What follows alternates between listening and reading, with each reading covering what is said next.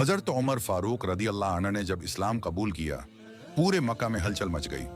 मुसलमान जो बरसों से छुपकर इबादत करते थे, अब हजरत उमर के साथ डटकर खड़े हो गए। हजरत उमर नबी करीम सल्लल्लाहु अलैहि वसल्लम के पास गए और कहा, या रसूलुल्लाह, हम हक पर हैं और वो बातिल पर, तो फिर हम क्यों छुपें? आइए खाना काबा चलते हैं।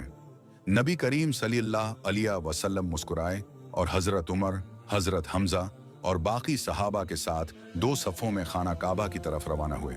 हजरत उमर एक सफ़ में, हजरत हमजा दूसरी में और बीच में नबी करीम सल्लल्लाहु अलैहि वसल्लम।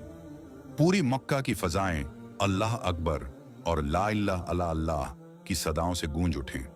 कुरैश कफ हैरत में रह गए, क्योंकि जिस शख्स से वो डरते थे, अब वो इस्लाम का सबसे बड़ा मुहाफिज बन चुका था। नबी करीम सल्लल्लाहु अलैहि वसल्लम ने फरमाया, उम्र का इस्लाम, इस्लाम की फतह है। पार्ट छोड़ देखने के लिए सब्सक्राइब करें।